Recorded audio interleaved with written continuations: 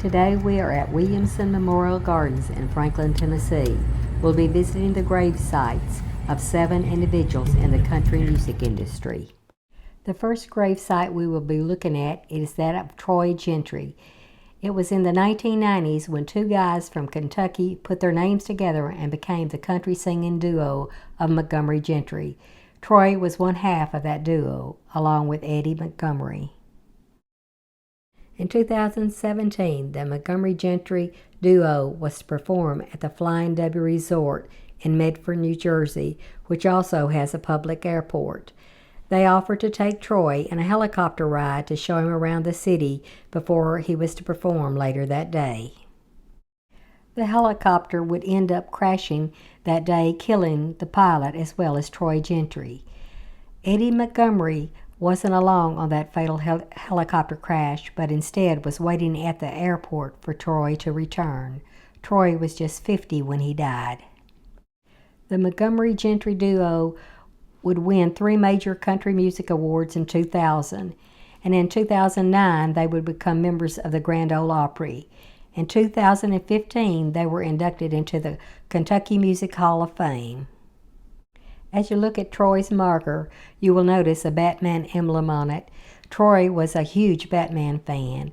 The marker even has a yellow guitar pick made on it with the Batman emblem on it as well. Now on to the next grave site. It is that of 2 country music legends, Carl Smith, known as Mr. Country, and his wife, Goldie Hill, better known as Goldie Hill. Carl's first wife was June Carter, who would later marry Johnny Cash. Carl received a star on the Hollywood Walk of Fame, and also he was inducted into the Country Music Hall of Fame. Carl was once a member of the Grand Ole Opry, but would leave it. There's several speculations to why, and one of the speculations is because they had to perform 26 shows there a year, as today they only had to perform 10. And at that time, Carl was busy making movies and appearing on TV shows like Hawaii Five-0. Goldie had a hit with the song I Let the Stars Get in My Eyes, and in the later years they would retire to their farm in Franklin, Tennessee to raise championship cutting horses. Directly behind Carl and Goldie's marker is that of her brother, Kenneth, better known as Kenny Hill, and he was a songwriter for Acuff Rose and also a musician himself. And next we'll take a look around and see the gravesite of the one next to Goldie, and that is of her brother Tommy Hill. Tommy was a musician, performer, songwriter, and a producer. He would also write the hit song I Let the Stars Get in My Eyes for his sister Goldie, and he was inducted into the Country Music Hall of Fame in 1995. The next gravesite is up the hill directly behind the funeral home. It is the grave of Mary Frances Pinnock, or better known as Skeeter Davis. Skeeter was a country music performer, but her music would also cross over into the pop music, especially her biggest hit, The End of the World. Skeeter first started her music career with being half of the singing duo, the Davis Sisters. She would be performing with Betty Jack Davis. Her performing name was gotten because of her grandfather had gave her the nickname Skeeter, and it stuck with her, and she used Betty Jack's last name, Davis, to give her the stage name of Skeeter Davis. Skeeter and Betty Jack were not even related.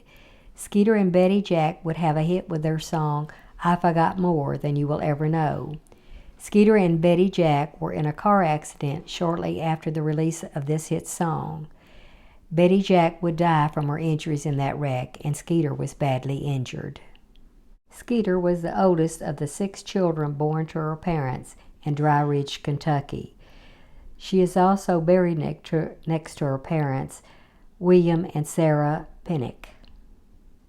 As we go to take a closer look at the bench that they have dedicated to Skeeter Davis, I'd like to mention a few things about her.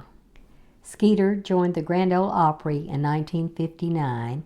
She would also win 2 BMI awards, which stands for the Broadcast Music Incorporated. In 2013, Skeeter was inducted into the Kentucky Music Hall of Fame. Skeeter was married 3 times. Her second husband was Ralph Emery, the well-known country music disc jockey, also a radio and TV host for years. Skeeter Davis would die from cancer at the age of 72. I can still hear her singing her signature song, The End of the World. Now on to the last two grave sites.